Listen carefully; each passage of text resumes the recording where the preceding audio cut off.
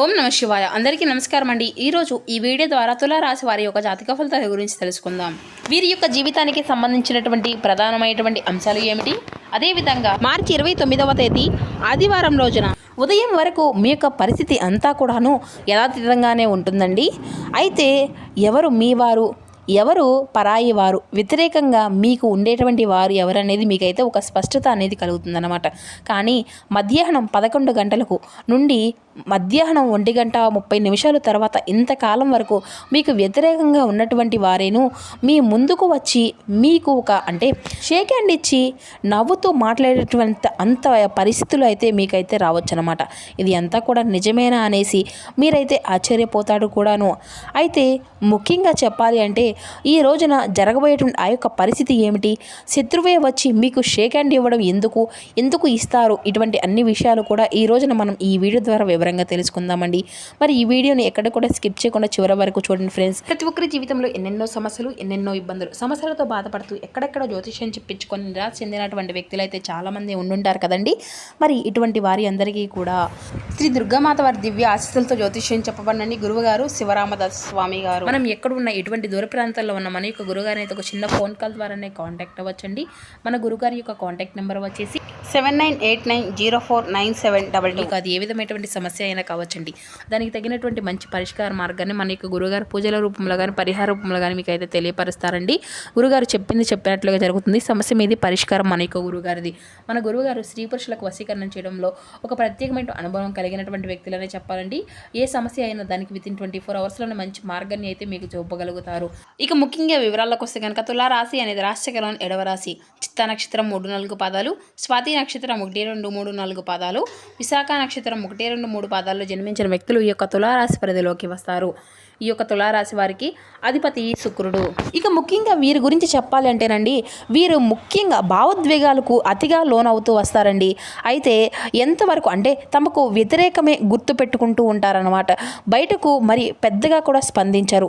అయితే వీరి యొక్క జీవితంలో కానీ లోపల మాత్రం విశ్లేషిస్తూ ఉంటారన్నమాట. ఇక బయట ఇటీవల వీరు కొంతమంది మీకు వ్యతిరేకంగా మాట్లాడుతారు. అయితే ఒక ప్రాజెక్ట్లో కొంచెం అడ్డంకులను కూడా వీరైతే సృష్టిస్తూ ఉంటారన్నమాట. ఇక అయితే మీ యొక్క ఎదుగుదల అనేది చూసి అసూయ పడుతూ ఉంటారు వీరు ఎప్పుడూ కూడాను. కానీ మీరన్నీ అంతా కూడా నిశ్శబ్దంగా గమనించుకుంటూ ఉంటారు. కానీ వారిని మాత్రం ఏమీ చేయరు. ఇటీవల ముఖ్యంగా కొన్ని గొడవలు అనేవి మరి కొంతమందిలో కలిసి కొన్ని విభేదాలు కూడా వస్తూ ఉంటున్నాయి మీకు. ఎందుకంటే మీరు ముక్కసూటిగా ప్రతిదీ కూడా మొహం మీదే మాట్లాడేస్తూ ఉంటారు. మీకు ప్రధానమైనటువంటి సమస్యగా మారింది అని కూడా చెప్పుకోవచ్చు. మరి ముఖ్యంగా ఒక వ్యక్తితో దూరం కూడా ఉన్నారు. ఇక ఇంతకీ మొత్తం మీదుగా ఒక పని విషయంలో వ్యతిరేకత కూడా మీకైతే తయారవుతుందన్నమాట. మరి ముఖ్యంగా చెప్పాలి అంటే ఇది అంతా కూడా పూర్తిగా కూడా గత కొంతకాలంగా ఉంటూనే ఉందండి. కానీ ఈరోజు మధ్యాహ్నం తరువాత మీ యొక్క పరిస్థితి అంతా కూడా పూర్తిగా మారేటువంటి సూచనలు కూడా ఉన్నాయన్నమాట. ఇక ముఖ్యంగా చెప్పాలి అంటే మరి ఎప్పుడైతే మీకు క్రితంలో మీరు కొందరితో గొడవలు అనేవి అవుతూ పెట్టుకుని ఉన్నారో అప్పటి నుండి కూడా వారు మాత్రమే కాకుండా వారి పక్కన ఉండేటువంటి వ్యక్తులు కూడా కొందరు మీ గురించి తక్కువ అంచనా వేయడము, మీతో ఎప్పుడూ కూడా ఏదో ఒక విధంగా కొంచెం ఏదో ఒక రకమైనటువంటి తగువులు అనేవి పెట్టుకోవాలి అనేటువంటి ప్రయత్నాలు చేస్తూ ఉంటున్నారు. మరి అలాంటి సందర్భాల్లో ఈరోజు మధ్యాహ్నం 1:30 తర్వాత ఒక వ్యక్తి మీ దగ్గరకు వస్తారు. అయితే దీనివల్ల ఎటువంటి పరిణామం అనేది చోటు చేసుకోబోతుంది అంటే ముఖ్యంగా ఆ వ్యక్తి పూర్తిగా కూడాను ఒక అపార్థం, దీని గురించి ఒక క్లారిటీ అనేది మీకు తీసుకొస్తాడనమాట. అంటే ఏమంటున్నాడు అతను ఆ విషయంలో ఏం చెప్తున్నాడు, ఒక విధంగా సారీ లేదంటే స్టాఫ్గా కొంచెం స్లోగా మాట్లాడుతూ ఉంటారనమాట. మీతో కలిసి మీ యొక్క పని అనేది చేయాలి అని అనుకుంటారు. మీ యొక్క విజయాన్ని కూడా తను అంగీకరిస్తాడు. ఇన్ని రోజులు కూడాను మరి అంతా కూడా అనుకోకుండా కొందరు వ్యక్తులు మాటలను కూడా పూర్తిగా నమ్మేసి మరి వారు ఏం చెప్తున్నారు నిజమా కాదా అనేసి భావన అనేది కూడాను మీకు ఈ విధంగా గుర్తించి ప్రత్యేకంగా ఒక నిజాన్ని చెప్తే వరకు కూడాను నాకు పూర్తిగా క్లారిటీ అయితే తెలియదు, కానీ మీరు నన్ను క్షమించాలి అనేసి మరి ఎక్కడి నుండి కూడాను నేను ఎప్పుడూ కూడా తప్పుడు విధంగా చెయ్యను, ఆలోచించను, ముఖ్యంగా మీ గురించి ఎప్పుడూ కూడాను ఈ విధంగా మాట్లాడను అనేసి చెయ్యను అని చెప్తాడనమాట. అంటూ మీతో అభిమానంగా మాట్లాడేటువంటి ప్రయత్నం కూడా చేస్తారు. అలాగే క్రితంలో మరి ఎందుకు ఈ విధంగా ఉండవలసి వచ్చింది అనే దాని గురించి కూడా మీకైతే చాలా వివరణ అనేది చెప్తూ ఉంటారు. నిదానంగా నిజంగానే ప్రతి ఒక్క పరిస్థితిని కూడా వివరించి మీకు చాలా క్లారిటీగా చెప్పాలి అనేటువంటి ప్రయత్నాలు అయితే బలంగా చేస్తారు. ముఖ్యంగా మీరైతే ఊహించని విధంగా కూడా మీ యొక్క శత్రువులు సడన్గా మారి అంతా కూడా తగ్గేసి మీకు షేక్ హ్యాండ్ ఇచ్చి మరీ క్షమించమనేసి అడగడాన్ని అంతా కూడా మీరైతే ఒక్కసారిగా నమ్మలేకపోతారు. ఎందుకు ఈ విధంగా జరుగుతుంది అనేసి చాలా వరకు కూడా చాలా ఆశ్చర్యానికి గురి అవుతారు. మరి దానికి గల కారణం ఏంటి అనే దాని గురించి కూడా ఇప్పుడు మీరు ఆలోచిస్తూ ఉంటారు. ఇక్కడ ముఖ్యంగా ఆ యొక్క మార్పు అనేది ఎందుకు జరిగింది అంటే కనుక మీ యొక్క జీవితంలో స్థిరమైనటువంటి ప్రవర్తన ఎప్పుడూ కూడా మీరు ఒకేలాగా ఉండడము, ముఖ్యంగా చెప్పాలి అంటే దీని నుండి ఒక పెద్ద స్థాయిలో రియాక్షన్ అనేది లేకుండా మరి ఎవరేదా కర్మ వాళ్ళది అన్నట్లుగా భావించేటువంటి మీ యొక్క మనస్తత్వం అనేది కూడా ఇవన్నీ కూడాను వారిని ఒక్కసారిగా ఆశ్చర్యంలోకి నెట్టేస్తాయి. అలాగే కొందరు వ్యక్తులు మీ గురించి చెప్పాలి అనేటువంటి విషయాలన్నీ కూడాను మరింత అత్యధికంగా ముఖ్యమైనటువంటి కారణంగా మారుతుంది. అంతేకాదు మరి ఇటీవల ఒక పెద్ద స్థాయిలో కాస్త విజయాన్ని అయితే సాధించడం కూడాను చూసి మరి మీరు ఇచ్చేటువంటి గౌరవం అని కూడా చెప్పుకోవచ్చు. మరి ముఖ్యంగా గ్రహస్థితుల మార్పు వల్ల ముఖ్యంగా భావోద్వేగాల్లో కాస్త కాన్ఫిడెన్స్ ఉండడం కూడా మనం అయితే గమనించుకోవచ్చు అన్నమాట. కొన్నిసార్లు మీ యొక్క నిశ్శబ్దమే మీకు మరింత గెలుపును కూడా తీసుకువస్తుంది కూడాను. ముఖ్యంగా అయితే ఇలా జరగడానికి కూడా గ్రహస్థితి అంతా కూడాను మీకు మరీ ప్రధానంగా కీలకమైనటువంటి పాత్రను అయితే పోషిస్తుంది. మరి ఈ యొక్క సమయంలోనే శని స్థిరత్వాన్ని అయితే ఇస్తున్నాడు. బుధుడు మీకు సంభాషణ అనేది మెరుగుపరుస్తున్నారు.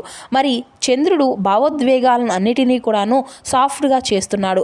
అందుకే ఈ యొక్క విభేదాలు అన్నీ కూడా తగ్గి మీ యొక్క శత్రువుల యొక్క ఆలోచనలు అన్నీ కూడా మారి పూర్తిగా మీ యొక్క ప్రతిభ ఏంటి అనేది, మీ యొక్క శక్తి ఏంటి, మీ యొక్క టాలెంట్ ఏంటి అనేసి తెలుసుకునే విధంగా కూడా ఇతరులు చేయడమే కాకుండా ఈరోజు మీ యొక్క గ్రహస్థితులు అన్నీ కూడా ముఖ్యమైనటువంటి లక్ష్యం కారణంగా ఉండడంతో మరి ఈ రోజున ప్రధానంగా శని కూడాను మీకు అనుకూలంగా ఉండడము, బుధుడు కూడా మీకు అంతా కూడా మంచి అనుకూలమైనటువంటి సంభాషణ తీసుకురావడం, మరి కూడా ఈరోజు మీకు అంతా కూడా ప్లస్ పాయింట్గా మీ యొక్క జీవితంలో అనుకున్నటువంటి పనుల్లో మీకు అతి త్వరగా కూడా విజయం కలిగించే విధంగా చేస్తున్నాడని కూడా చెప్పుకోవాలి.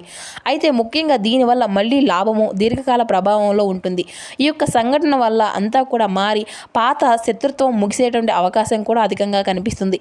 మరి అంతేకాకుండా కొత్త భాగస్వామ్యం ప్రారంభాలవడము, కెరియర్లో సపోర్ట్ అనేది పెరగడం కూడాను మీకైతే జరుగుతుందన్నమాట.